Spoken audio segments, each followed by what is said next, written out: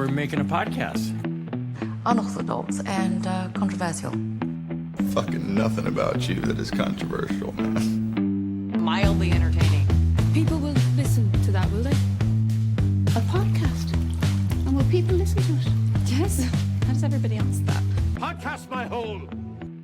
We should put a stop to all this podcast nonsense and leave well enough alone.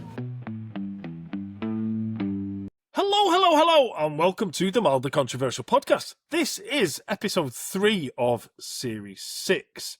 If you're just catching up with Series 6, this here is NotBaz. We're going to have a number of different NotBazes in this series because Baz is having a sabbatical, and he's been given time off for good behaviour because he has been co-host on this podcast for 5 and a bit years now. And he's getting old, so we've let him have a little rest. So we are on our third NotBaz, and this week's NotBaz is Laurie Knox. Say hello, Laurie Knox. Hello there, everyone. Thank you for having me, Mike. You're very, very welcome. Now, I'm aware that I sounded incredibly drunk then, but I'm currently drinking vitamin C and a latte, so I've got no excuses. At this time, that's a mildly controversial action. That is. What drinking latte at this time? Only if you're Italian. I think Italians don't like you drinking milky drinks late. Is it? Surely any kind of espresso drink, caffeine drink. This time, no, it doesn't matter to you. No, it doesn't matter at all. And I hear a lot of people saying, "Jesus, I can't have a coffee beyond like 6 p.m. or whatever like that." Just for everyone's benefit, we're recording at 20 to 9 at night. No, not a problem, mate. It'll be absolutely fine. Don't worry. I could fall asleep on a washing line when the time comes. Right. So we've had Christmas. We're recording this in what I believe the wankers called Betwixtmas. Ooh. Yes. I also was it you who texted me? No. Meridium. No, it wasn't you. Somebody Meridium, like the it's the perineum, like between Christmas and New Year's. Meridium. Very good. Very good. That reminds me of a joke where it's like, is the bit between the front door and the back door of a Nando's called the perineum. There you go. Oh, we've started well here, haven't we? Right. Yes, so we're at people listening to this or watching this. I hope to God they're not watching it or listening to it the day it goes out, because this is going to go out on New Year's Eve, and I hope everybody's got better things to do than watch or listen to this. So yeah, it'll be kind of New Year, but yeah, we're in the real kind of middle bit where everybody just forgets what day it is, and this is going out on New Year's Eve. So. Right. One thing I wanted to start with, actually, I read an article this week about podcasts. On the same, I also had a couple of, I saw a couple of comments on a podcast video that we did, and it said, 2 irrelevant people with irrelevant opinions. I was like, that could be the subtitle of most podcasts. Not just mine. I was going to say 99% of the podcast, but there we go. There are some good ones out there. There are lots and lots of good ones out there. There are lots of really good ones out there that aren't listened by as many as the shit ones. But yeah, there was and somebody else put, you should have to apply to the council for a license to do a podcast. Yeah, I've seen a lot of those. Can I name names of really bad people? Why not? Yeah, like there's that Cam Easty guy. Do you know him? The one I'm not aware of him. From Manchester. He always just talks about earning £20,000 a week and all this and his time in prison. One of those complete fake guys. Yeah. And I don't know. And a lot of the time, there's a lot of speculation that it's just him sitting on his own in a room talking to himself. There's quite a few of those. I'm just going to start a podcast and people will be interested in what I say.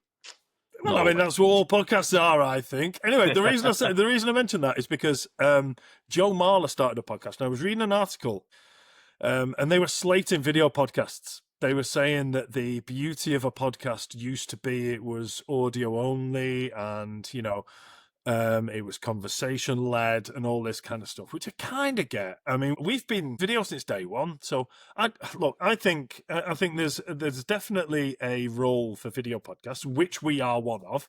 But the point was that they were talking about Joe Marler's new podcast. Joe Marler's an ex-rugby player who was on Celebrity Traitors as well, I think. Okay. I don't really know, but that's who he is. And he had Nick Mohammed on, and the article that I was reading was slagging it off because Nick Mohammed was doing a card trick. I was like, if you're listening on that, it's a great point. If you are listening to that podcast, you're not going to have a clue, A, what the card trick is about, or B, whether he's just bullshitting and say, is that your card? Right. Do you know what I mean? It's a bit like one of the first variety acts to be on the radio was a ventriloquist. That's a true story. Like back in the 40s or something like that, there was a ventriloquist act on the radio. And I think that was kind of their point. But you can be safe in the knowledge, ladies and gentlemen, that on this podcast, we will not try and get any cheap laughs for only the video viewers that would exclude the audio listeners. If you're listening now, you could be 100% that we would never, ever stoop that low. I think you also have to be realistic with the marketing in that, I mean, TikTok, Instagram, Facebook, that's where it is these days. Are you going to watch a reel or TikTok if it's just a still with a voice, listen to this podcast? You're probably going to scroll. I mean, we've got attention spans of about a second now, haven't we? You're probably going to scroll very quickly with that one. So you kind of have to. Well, that's the thing, even with podcasts now, is that Emma's a massive fan of the one that Peter Crouch and Abby Clancy do together, the Therapy Crouch, I think it's called. Okay. But she's never listened to a full episode on Spotify. It's all chunks of clips that she's watched on Instagram or Facebook or something like that. So it's kind of it's an all-encompassing thing now. You record a podcast and it just becomes, there's millions of different ways that people consume it. But yes, you can be guaranteed, listeners, we wouldn't stoop that low, 100%. And clearly there is a joke there. If you want to know what that was, either if you're on Spotify, just switch on to video. You could do it in the same place. There you go. Podcasts covered. Right. I'm going to give out look, because we're at the end of the year, I'm going to do a few news stories. Like in previous years, I've done like a news story per month. Not going to do that this time. I'm just going to do a couple of news stories from the year that have made me laugh, and I've got a few awards to do. Now, this first one, I'm going to play an advert, so I don't know if that's going to get us a copyright strike on Spotify and on YouTube. If it does, I will repost this episode, and I will have to dub my voice over this advert, okay? So if it sounds a bit weird, that might be why. But I'm going to give it a go anyway, because it'd be a shame not to. So this is the award for Best and Worst Ad of the Year, because it's the same one, okay? And I don't know if you've seen it, Laurie, but it's an ad for Pepto-Bismol, okay? Before I play it, I want to prep you, okay? On the face of it, it's a horribly cringeworthy advert, okay? But I do want you to, there's a couple of things I want you to kind of imagine, because every time I watch it, I imagine there's maybe 10 people in the advert, and I always imagine their agents approaching them with, I've got you an advert, you're going to like this, it pays well, oh yeah, what is it? And then they have to do this advert. With that thought in mind, my thoughts mainly go to the Welsh guy in the yellow hat, okay? So I'm going to play this. Hopefully you'll hear it. Hopefully everybody else at home will hear it, and not me singing the tune. When you have nausea, Heartburn, indigestion, upset stomach. diarrhea. At the first sign of discomfort, Pepto-Bismol coats and soothes your stomach. When you have nausea, heartburn, indigestion, upset stomach, diarrhea. Pepto-Bismol. Pink does more than you think. There we go. I massively underestimated the number of people in that advert, even though I've seen it 100,000 times. So yeah, there's about 20 people in that advert who have all been approached by their agent to do that advert. And the reason I say it's the best and worst ad of the year is that is an absolute earworm. And I find myself walking around the house singing, if you have nausea, heartburn, indigestion, upset stomach, diarrhea, and when this will have to be explained. Having said that, we don't exclude our listeners as opposed to our viewers. I've just played a video there, and so I will have to explain the bit that I said when keep your eye out for the Welsh guy with the yellow hat on. He's the guy who, when he sings diarrhea, when his voice goes higher like that, he has to grab one arse cheek and pull it up in the air, slightly separating his buttocks. I mean, you got diarrhea, that's a bad idea. Yeah, I would imagine so. I would suggest get the Pepto-Bismol. Maybe because he's taken the product, he's just trying it. He's gone, look how confident I am now. I had it before, but I've had some of that, and now look, I can separate my butt cheeks. Not a bother. And yeah, every time it comes on, me and my son sing along, and it is absolute earworm. But yeah, it like I say, on the face of it, it's the cringiest ad in the world. But yeah, I love it. So it's won best and worst ad of the year. I have seen it once, and like I say, it does stick. You're never going to forget. I mean, think about it from a marketing perspective. You're never going to forget that. I always remember where I grew up on the Isle of Sheppey. There was a glass, repair company called Sheppey Glass, and Sheppey was spelt incorrectly in their company name. SHEPPEY. They didn't have an E before the Y.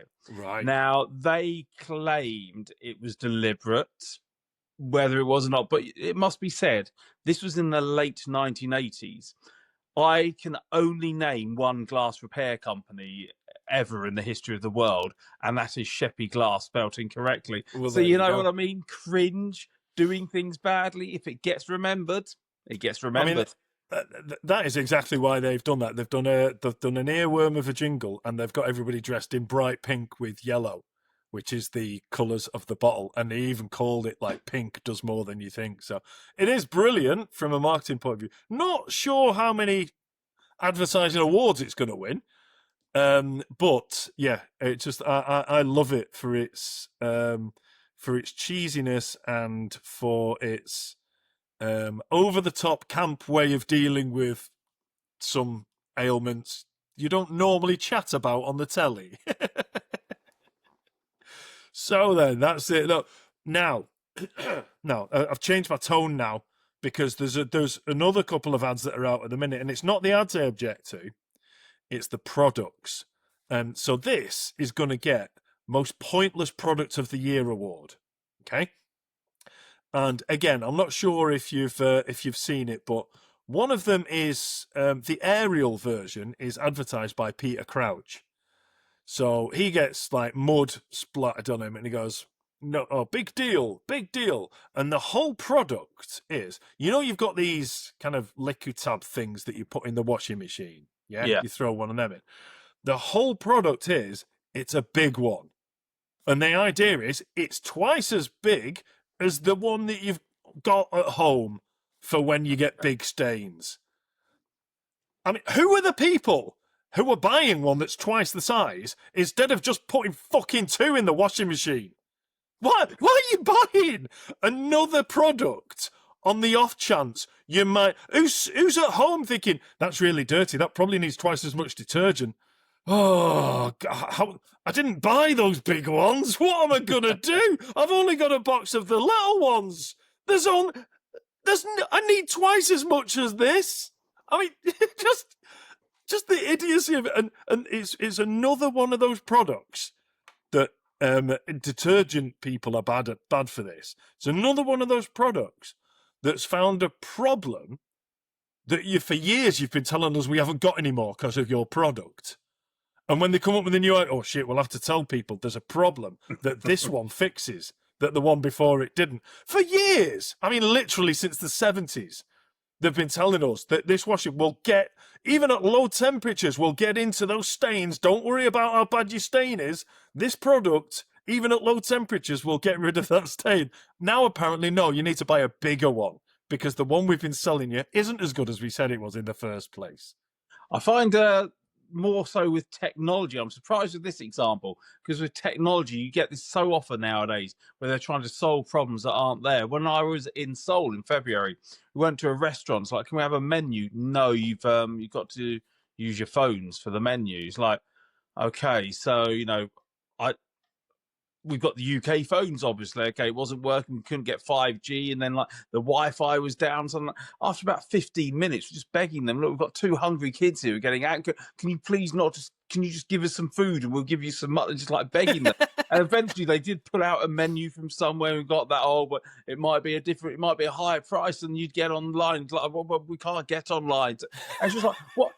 What problem have you solved there? You haven't. You just. Like menus haven't been a problem, right? I get things like the whole delivery business, right? That's obviously an issue. Sometimes you're hungry, you can't be bothered to cook, but you don't want to go out. Oh, look, there we go. We've solved a problem. We'll deliver food to your door. But never in my life I've gone to I have to use a menu. This is really annoying me. What these stupid menus getting in the way of my meal? Like, it's just never. But anyway. Absolutely. I've got another 2 examples, right? We're on a roll here with grumbling about shit. I like it. I've got another 2 examples of products that are that solve a problem that doesn't exist. The next one is kind of on the back of the one I said before. For years, detergent companies have said, oh yeah, if you wash your stuff in ours, it'll be a lovely smell, and put some fabric softener in, make the smell even better.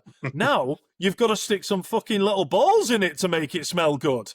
I think the problem there. I think the problem there is that detergent companies have realised they're not making enough, but that the profit margins aren't big enough on the stuff they already sell. So if you tip some of these balls in there, it'll make it smell even better. It's like, no, that's the job of one of the products you've been selling me for decades. It's like, make it do that like it used to do beforehand. This is the reason why, and this might explain the smell, I haven't used shower gel for decades. Because I just use shampoo and you've always got loads left over. You just use that because I'm pretty sure that if you've got a chemical breakdown of shampoo and shower gel, it's going to be not exactly the same. Obviously, there are some differences in there, but they're both basically soap. It is all soap. I was just going to say it's soap, isn't it? So I've not bought shower gel. Probably since the 90s. There we go. Very good. Well, there Revelation. You go. You heard it. You heard it first. You heard it here first, ladies and gentlemen.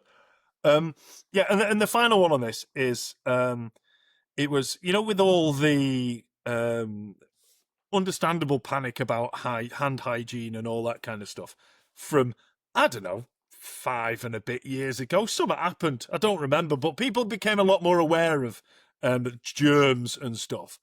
Well, there's a company, I think it might have been Domestos, I don't know, but pretend it's them, who they launched a hand wash thing that it had a sensor on the top of it so you didn't have to touch it. Because they said, but the top of that's always full of germs. So instead of touching that, waft your hand in front of it and get this antibacterial soap come out without you touching the top. I don't care if the top of that's got a shitload of bacteria on it. I'm literally immediately going to wash my hands in a product you're telling me will get that stuff off my hands. Why do I need a computer to drop it out instead of me just plopping my hand on some germs that I'm going to wash off 4 seconds later? Right, now you'll be starting on when to wash your hands and all that. That's from the last one. Oh, I tell you, the OGs of this podcast will remember your revelation of washing your hands before the toilet. If you want to understand why Laurie says you should wash your hands before going to the toilet, not after, we're not going to explain. You'll have to go back and find it. It's there somewhere. Just dig back on Spotify. And I want to say that even though I know that is clearly the best strategy, I don't do it because I'm a coward and I am basically doing what society expects me to do, which is wash my hands after. And I think that for a man urinating, that is the wrong order. But there we go. Well, there you go. And you've also done it so that you don't get caught coming out of a bathroom in a pub and someone says, "Hey, you should wash your hands." No, I did it before. People think you're mental. So I did it before and did that. It's not a problem, pal. And now, if they said, "What on earth are you talking about?"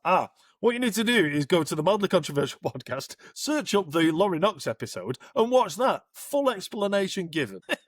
Indeed. Right, I'm going to do the first news story of this year. And bearing in mind that we don't do politics or religion on this show, this is getting close, but only because the small boats thing has been obviously a massive political hot potato, massively in the news, massively hyped. It's all over the media and stuff. But just one little light-hearted thing, if there can be a light-hearted thing about that situation, is that Rupert Lowe, football fans may know him as the former chairman of Southampton. Everyone else knows him as the fucking nut job that got booted out of the Reform Party. And if you have the misfortune to trip over his social media, you will have to wipe your feet afterwards after you've tripped over it. Put it that way. Anyway, I forget when this was. This was this year, but I don't have a date on it. But he took a picture. He was down in Great Yarmouth, and he took a picture of a small boat approaching land. And he put, "Dinghies coming into Great Yarmouth, capital letters, right now. Authorities alerted, and I'm urgently chasing. If these are illegal immigrants, I will be using every tool at my disposal to ensure these individuals are deported. Enough is enough. Britain needs mass deportations now," capital letters. Bearing in mind this is an MP. Even though he's not in Reform, I think he's still an MP. Right? Member of Parliament. He's in... he gets to make important decisions on behalf of everybody else. Anyway, it turns out it was a charity rowing boat raising money for motor neuron disease by rowing from Land's End to John O'Groats. So his absolute vomitous diatribe that he said was bollocks. It was some very, very good people raising money for a very important cause. Yeah, I mean, if you do see his social media, my word, it does kind of come across as the ramblings of just a very, very stupid person, I think, is probably the nicest way I can say it, unbelievably. There's a lot of people about that are doing stuff like that. They're just stoking the fires of hatred in order to get they're rage baiting to get likes and follows and money effectively. So there's lots of people at it. Joey Barton's one of them. He's got nothing better to do than just make people angry and hate and make money out of it. So yeah, that I thought that was beautifully poetic. That he's become absolutely furious about these no-gooders coming into the country in a boat when it's actually some very do-gooders on their way to raise money for a very worthy cause in motor neuron disease. The cock. Right. I tell you, it was close to political there, I think, but that's as close as we get. Very political. No politics or religion, unless it's to slag off someone like that who is an absolute idiot. The next news story I have is we could cover this very quickly just by me showing you a photograph. And the headline is, "Italian man dressed up as dead mother to fraudulently claim her pension." Legend. So, I was going to say not a nice man. You've said legend. We've gone at that from different angles, haven't we? Respect the hustle. I mean... But I will show you a picture of it, and when this goes on Spotify and YouTube and Facebook and that, I'll put a better quality picture of the one I'm going to show Laurie now, which is I mean, I can't tell which is which. Wow. Wow. I mean, there is a dark side to it. He wrapped his mum in a bag and kept her hidden so nobody found that she was dead. Okay, can we cut out the bit where I call him a legend? Is that and I'm not being funny. I'm just wondering where he got the face from. Wow. I mean, I don't think he did that. I don't think it's her actual face, but it looked a lot like her. Wasn't a bad effort. But yeah, I mean, it was a good enough effort to. I mean, it's clearly it's clearly not that woman, but hey, you've only got to look a little bit like your ID, haven't you? Can I go off onto a side path about Absolutely. probably the greatest crime I've ever heard?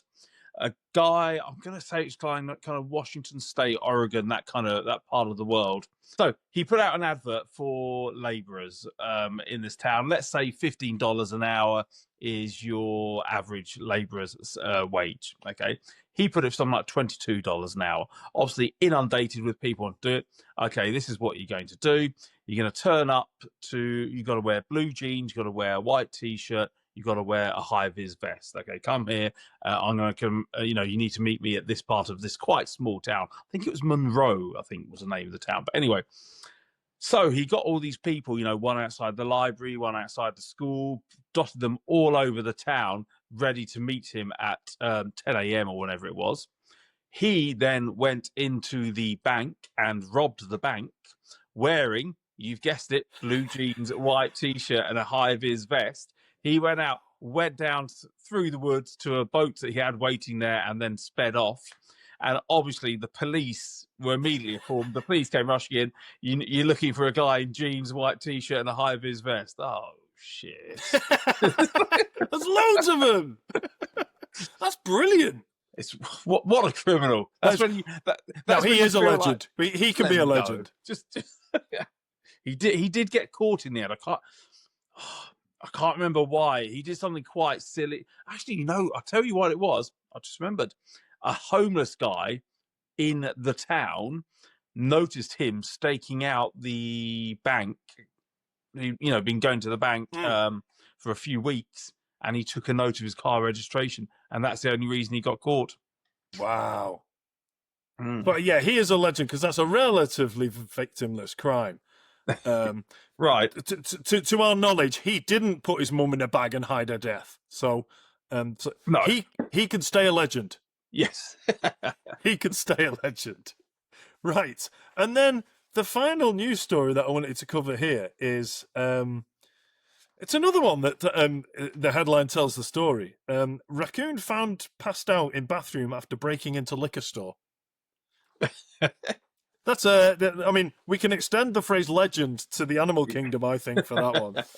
And I just want to show you a little picture there of there really isn't much to the story, but he was found face down in the bathroom of the liquor store. But a better picture is the image of the destruction he left behind.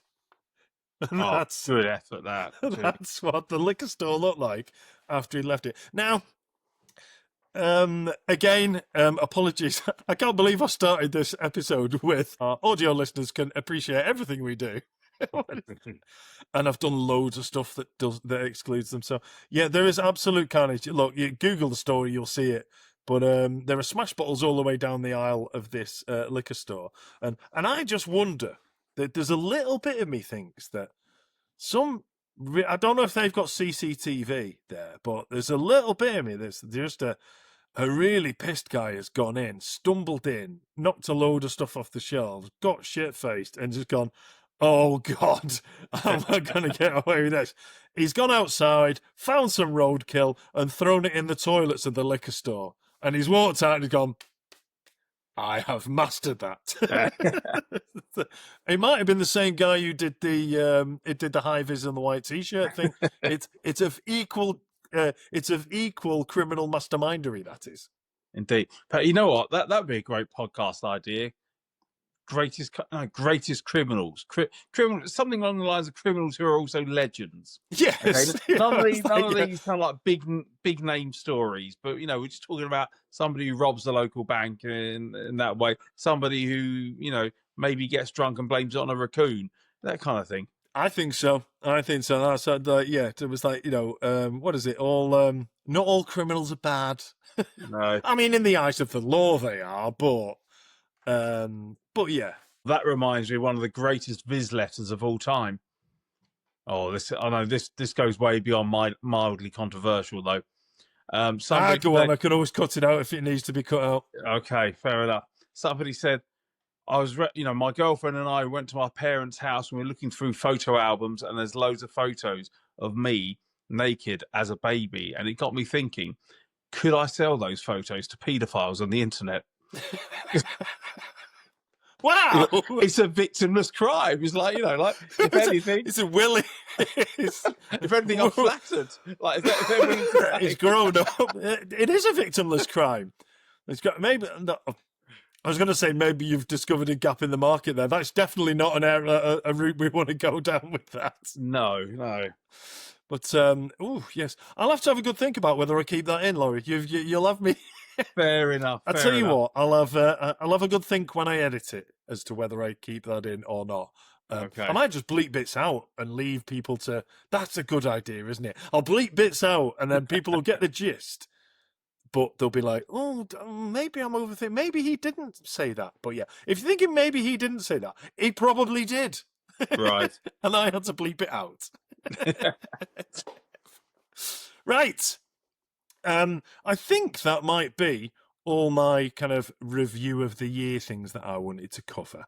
Because obviously it's the time of year when you quite kind of do that. I do have a sporting event of the year that I'll very briefly mention. It's not the England women winning the Euros again, back-to-back Euros. It's not that.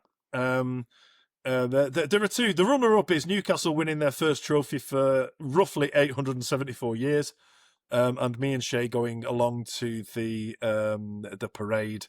But first is Bury last season in the North West Counties Premier Division, winning the title by amassing 109 points in the season. Second place was 106. Bury actually scored more goals than any other club in the country. Wow.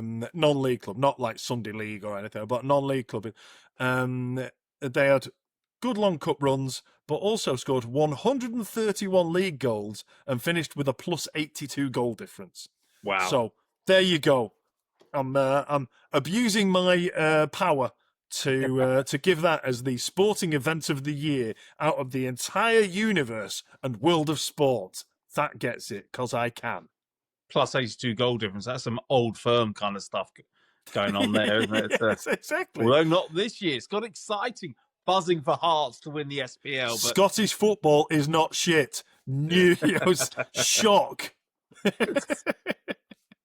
Right. What we'll do now is we will move on to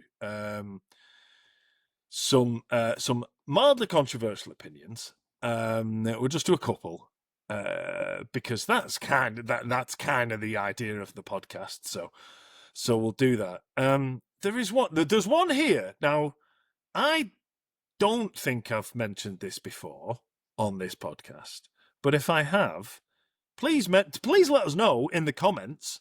If I have or not, because it's so long since I did a podcast and I've done so many of them that I may have mentioned it before, but I'm going to do it again anyway because it just baffles me. Now, Laurie, are you aware of how deaf people clap? Go on. That deaf people have a form of clapping. So if you're watching a deaf musician or something like that, and it was on Pointless. They had a couple of deaf people on Pointless, and instead of clapping like this, deaf people do this. Oh, I was getting ready there. I was practicing my hands, thinking, like, what could it be? Nope. They do it like a jazz hands thing. Again, the irony of me slagging off a podcast for doing stuff that people listening can't understand. I'm having to describe this, but it's a jazz hands thing, and deaf people do that. So if you go and watch if there is a performance in front of deaf people, they will do this thing, and I don't understand. Because I get that deaf people can't hear you clapping, but they can definitely see you clapping. And I think that is just as visual as that. So why have they taken the noise out of it?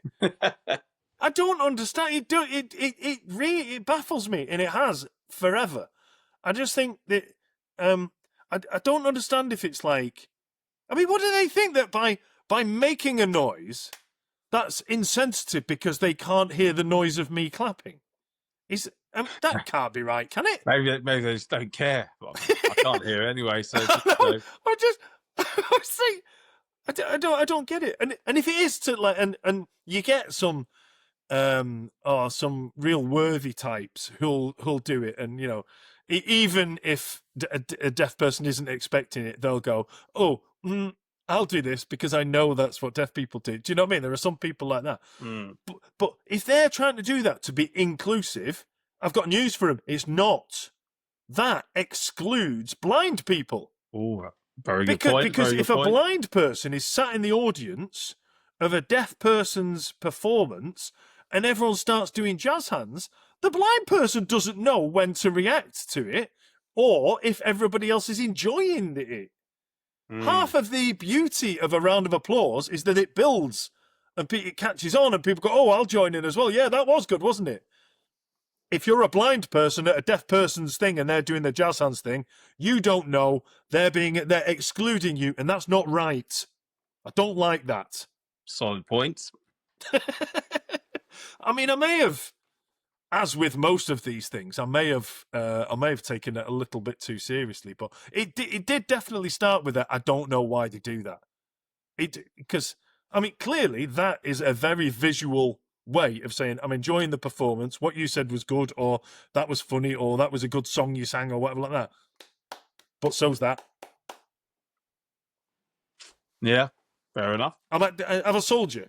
Yeah, you have sold me. Clapping is more inclusive. As guest host, it needs to be ratified. So that is the official. So the official line of the Mildly Controversial podcast is: deaf people, stop doing that. There we go. Brilliant. Right. I mean, I wonder if there's one of those petitions I can do. You know, the one that has to go to Parliament. Gov.uk. Yeah, I'll do one of that. Well, I'm not resident of UK anymore, so maybe I'll get you, Laurie. You do it, and I'll sign it. There you go. And let's make that one of those things that one of those stupid things that they have to debate in Parliament because it gets a certain number of signatures. Do they actually debate it? Because I'm pretty sure I've seen stuff where, we've got 1 million people doing this, and then nothing happens. I think they have to bring it up in Parliament. There are reasons like that, and if it's something the government can't do anything about, they don't. Because I've seen a couple like that. I can't remember what it was. It was something really trivial, and they were like, "Well, the government hasn't got the power to do that anyway."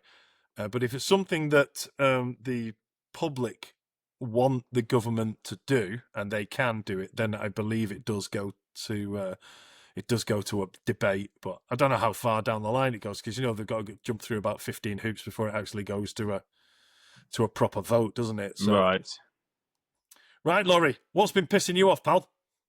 I don't know about annoying me, but a mildly controversial opinion I've got. You know what? Okay, sorry, we're getting a bit political here, but in the UK, we've got this belief that, like from the cradle to the grave, the whole, like, the state will take care of you. Yes, I think that's a great thing, but we've also got to be realistic that we live in a time of massively increasing life expectancy. This wasn't, the deal we had in 1945 has changed considerably. So here's one. GP appointments should be paid. You should pay to see your GP. But here's the thing. There will, of course, be exclusions. Basically, it will just work out as another tax for richer people because if you're earning below a certain threshold, you'll get them for free. You would imagine children get them for free, pensioners get them for free. But I just feel like there's a lot of, I know, people talk about weighted GP appointments. So many GP appointments are missed. People just not turning up. Well, even if it's just a very, very small fee, like £5, I feel like that would just overnight just cut the missed appointments. Okay, there we go. Well, Laurie, firstly, I think it's a brilliant idea. Secondly, I don't want to steal your thunder or detract from your brilliant idea, but you've just described the exact situation of the Republic of Ireland. Is that right? Is that right? Well, see, if I want to go and see my GP, it costs me €60 just to go and see the man. See, that I don't like. €60 is a lot of money. €60 to go and see the man. So what that does with me, particularly when I have got, I mean, it's not full blown diagnosed health anxiety, but I do worry about the fact I'm dying all the time. Yeah, that keeps me away from. That sounds a lot like health anxiety. It does, doesn't it? Yeah. I mean, listen, no. I mean, a lot of people who have health anxiety, it like literally rules their lives, and they can't sleep and things like that. But, right. But no, I'm a hypochondriac who doesn't go to the doctors. I'm the worst type. It's like, well, there's no point, is there? Because I'll be dead by the time I get an appointment. That's what goes on in my head. But yeah, the fact I have to pay £60 is another reason why I don't go to the doctors. So it'll keep the numbers down. It will keep the numbers down. But so I just want to make a very clear distinction here. I'm not thinking about this as some money-making exercise. Like obviously in the Republic of Ireland, all those €60 you pay, it's used to boost the coffers. For me, this is more of a psychological thing. Like I say, I would set it something pretty low, like £5, because I feel like, for me, like that. The psychology of money is absolutely fascinating. I remember when we used to play darts in the bars in Itaewon in Seoul, and you'd be playing, like messing around playing, and then somebody say, right, let's get the chonons out, which is like the smallest Korean note, which is basically about 50p. And honestly, you'd all put your 50p's in, all of a sudden, everyone's just like really focusing, and it's just amazing. Like clearly, none of us care about losing 50p, but there's just that psychology of money involved, and so that's why I just want to make very clear when I say I'm not, I would like paid GP appointments. I don't want it to be a high amount. I just feel like psychologically you're going to turn up for that appointment, even if you've paid £5. Yeah, you're much, much more likely to turn up, I believe. What you might do is you might get rich people block booking them all just in case they're sick. I don't think you'd be able to do that. The KTX, the intercity train in Korea, they don't have penalties. So one thing that some Koreans would do, so they don't have penalties for cancelling. So what they would do is, let's say what's the date? 29th of December. You're saying, right, 30th of January, I'm going to go from Manchester to London. You then book a train, 9 a.m., 10 a.m., 11 a.m. You book 10 trains over that day. And then the day before, you just cancel all of them, just stick with your one train. Right. Which is obviously very antisocial. I would never do that. But yeah, so again, the GP appointments, let's say richer people block booking. Could you, if you didn't care, would you just like book an appointment every, maybe I haven't thought this one through, but it's all right. We're brainstorming. We're workshopping. That's what we're doing here. We're workshopping. So yeah, we'll close that loophole before we publish this as a thing. But I'm in full agreement. But again, I need to be very clear. Yours is kind of comes from a kind of an altruistic, or not altruistic, but a position of care and wanting things to improve. I just want it to come in so that people in the UK have to fucking pay for the GP, because I do. So it's we're on the same page, but for very different reasons. Right. I think. So that's another one that's in as well. So GP appointments should be paid like they are here. Right. listen, I've got one that is quite. It's a bit more light-hearted. This is, and it's if there's a Mexican wave at a sporting event, it's because it's shit. There's a Mexican wave at a sporting event. Everyone's going, "Oh, look at this! Oh, this is great!" But people, and we've obviously got viewers and listeners from around the world. It's a wave is, when a bunch of people stand up and then the people next to them stand up and it goes around. And it was first seen, certainly by people in the UK. It was first seen at Mexico '86. That's why it's called a Mexican wave. We'd never seen it before, and now they did it. But whenever it happens, people are like, "Oh yeah, it's like, isn't this is a great atmosphere?" It's like nobody who's thrilled and really excited and really into the sporting event has ever gone, should we do one of those Mexican wave things? It only happens when the sport's shit, the atmosphere's flat, and nobody's got anything better to do. I believe it started in the US because I had American friends who'd get angry. We call it Mexican wave. Why is it American wave? This has been going on since the early 80s in America. And it's like, well, but the rest of the world don't care about your sports. So, it's, we saw it in Mexico. Sorry. But it's a Mexican wave. I've spent the last 5 years winding up the Americans on this podcast. So, so we've got an awful lot of American followers and listeners and watchers, and lots of them like us. And a lot of them don't. So, I'm definitely going to keep calling it the Mexican wave. I'm not going to call it a US wave. No one's going to understand that.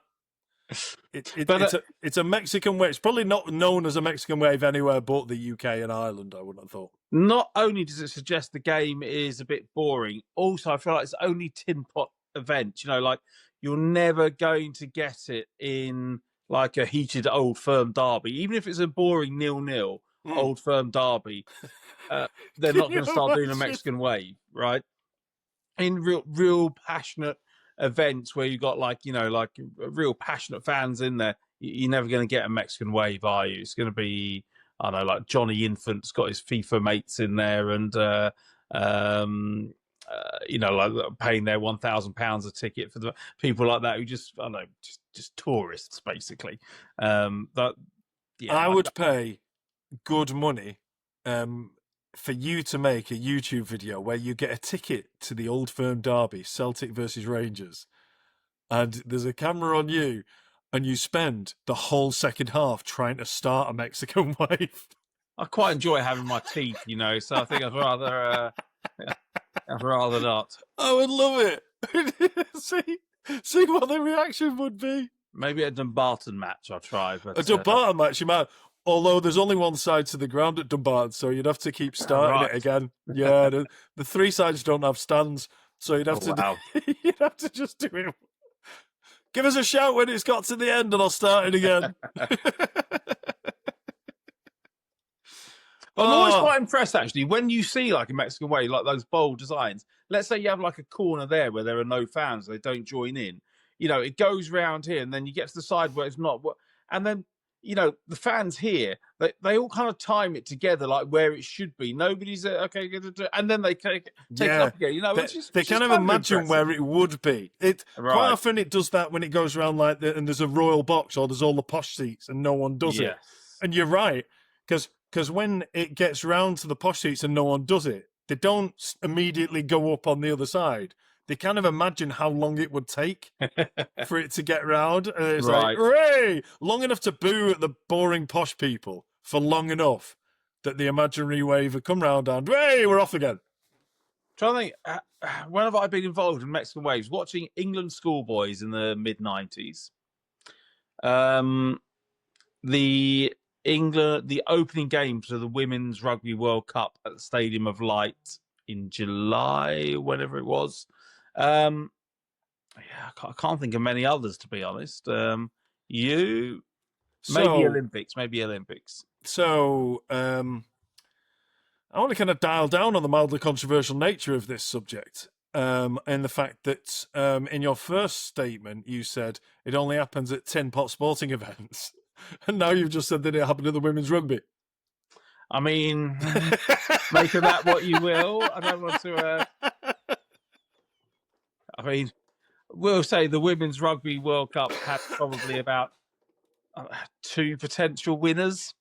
I mean, 3 potential winners. So Make of that what you will. you've dug yourself out of that well. But the vast majority of games were boring because it was obvious who was going to win. Right. Well done. Well, you dug that out well. Speaking of which, did you see the Sports Personality of the Year? I did not. Well, I didn't see it, but I saw the results, and I'm a big fan of darts. Yeah, and whether you like darts or not, you cannot deny that Luke Littler has revolutionised that sport. They did a documentary about him and showed how many young people are now getting into darts simply because of him.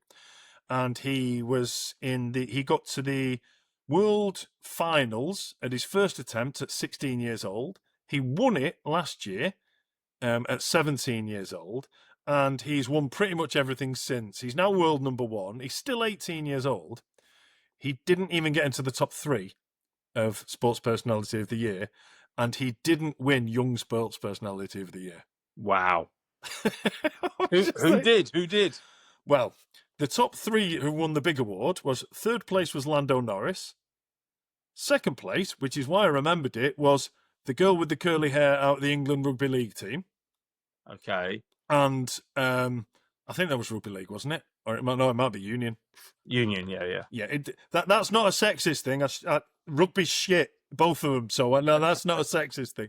And then the winner was Rory McIlroy, understandably, because he won the Ryder Cup and he finally got the career Grand Slam. Got it.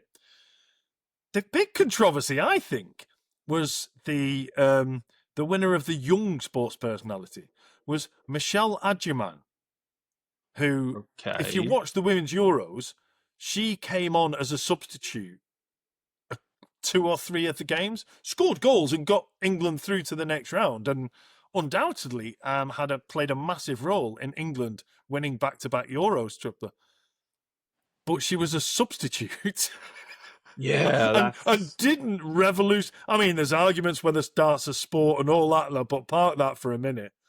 This boy has just absolutely revolutionized the sport, and like I say, I was watching this documentary. It showed all these young clubs, and because in the 80s there were like youth clubs, right? Where young kids used to go along. Now teenagers used to go along, kept them off the streets, kept them out of trouble. They'd play table tennis, they'd play football, they'd do things, yeah. And then there was a big lull where teenagers had fuck all to do and got a bad reputation because they're getting into trouble because they're bored and they've got nothing to do. Now, you're getting like 10, 11, 12-year-olds going to darts clubs and channeling, making their spare time useful, not sitting behind a computer screen, not doing all the things that we've slagged kids off for decades. And Luke Littler is undoubtedly responsible for this, and didn't even win the young, but they were both public votes. But I just wonder. I didn't see the show, but I just wonder how much of a push the BBC gave to the Rugby World Cup, which was on the BBC, and the Euros, which was also on the BBC. Because none of the darts is on the BBC. There's a handful of things on ITV. Yeah. None of it's on the BBC. Some of the golf is on BBC. F1, I'm not sure if the highlights are on BBC. But I don't know, maybe I'm being a bit cynical, but I just could not believe that that Luke Littler didn't get anything. He walked away with nothing this year. And so you're not sure if darts is a real sport. Well, if F1 is, I mean, F1's not. That's an absolute shocker of a sport. I mean, at least darts players are standing up for a start. But that's the thing with F1, the fact that you kind of, I don't know, it's not in that it's one in the pit lane, right? I mean, how? It's a team sport. I suppose that's one way of looking at it. It's a team sport. But I mean, a sport's like, how good are your mechanics and your engineering people? I mean, I love the fact that you've said that F1's not a sport. No, I mean, let's have this right. There's a guy who gets into there's 20 guys on the grid who get into a car and literally risk their lives driving at 250 miles an hour. But Laurie says it's not a sport because he's sat down. Yeah, that more the fact that I know you know, for example, that whoever's 20th in the grid, even if they were right. So I wish I had the names of them, but give me the worst driver at the moment, or I don't know, whoever's last in the championship. Oh, I don't know. It was what's he called? Oh, I can't remember. Okay, well, I don't that follow it enough. guy- I know the main ones. No, I do know. There's a guy. I think he's either Australian or New Zealand, and he went into the same team as Max Verstappen. And after 2 races, they bumped him down to their second team because he was shit. And Right. he keeps trying, like he keeps flying off the track. He's proper rubbish. He is. But okay. For example, with me, like Michael Schumacher, the greatest driver of all time. He's amazing. Okay, fantastic. And then 1 year, then he just changed cars, and then all of a sudden he wasn't getting any placing at all. Yeah. And it was just like, I don't know. No, I get it. I get it. I struggle to appreciate that. Maybe if you talk about the constructors' championship a bit, but when people are talking about, Lewis Hamilton's another one. Oh, the great, another one people called the greatest of all time, who then moved to a different car, and then all of a sudden, oh, he's not the greatest of all time. Like, just, yeah. I mean, yeah, bunch of nonsense. Well, here we go. I have a live update, live for us, not for everybody else. Sports related and actual sport. I'd like to congratulate Sheffield Wednesday on scoring a point today because the final whistle's gone and it was 0-0. Oh, I've got an eye on it. It's still saying, okay, I'll have to take your word for it. It's still saying 90 plus 4 for me, but there we go. Sky Sports has just sent me a little... And I realised after I was halfway through that quite impassioned thing about bigging up Sheffield Wednesday for scoring a point, I thought, I hope he's not recorded it and wants to watch it later. But I've saved you a job because it'll be rubbish. You know what? That should be my next one, because loads of Americans in Seoul used to do that. They'd, don't tell me the results of the NFL. Like, I couldn't even if I wanted to. But we'd watch things like the Super Bowl, like people who would support their team. They got to the Super Bowl, and then they would just be like, "Yeah, don't tell me what happens. I'm going to go there, get to the bar 9 o'clock. There'll be signs up on the bar. Don't." You'll be kicked out if anybody mentions the score or says anything, and people be in there watching it as if it's live. If it's live. I just couldn't do that. It's my team. I want to know if they've won. I'd be there, on the phone or what have you.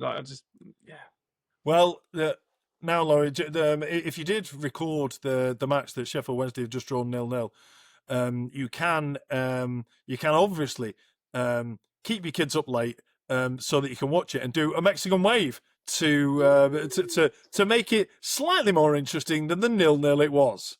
Yes, I'm sure it was an absolute cracker. Sheffield Wednesday there, goal difference of -27 and points of -7 now, up to -7. So it's looking good for positive points this season.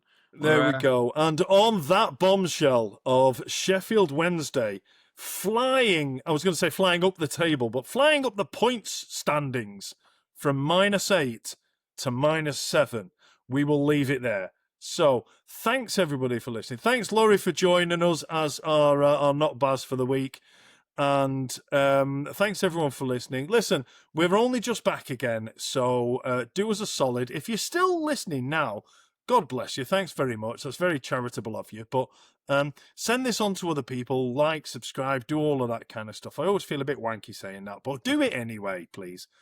And yes, and we're at the end of a year, so ultimately, tomorrow is just tomorrow.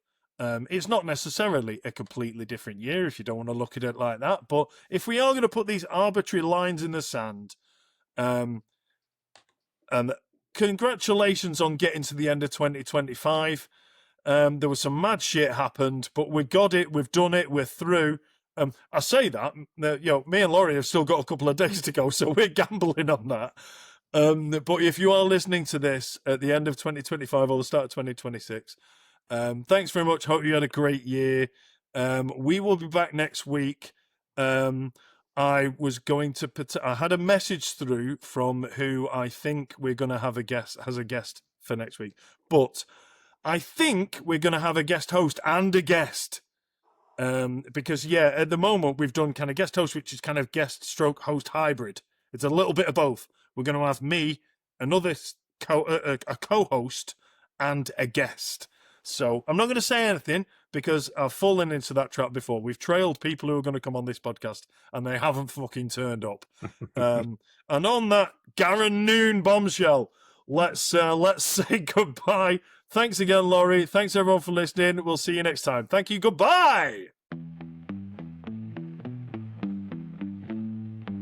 We should put a stop to all this podcast nonsense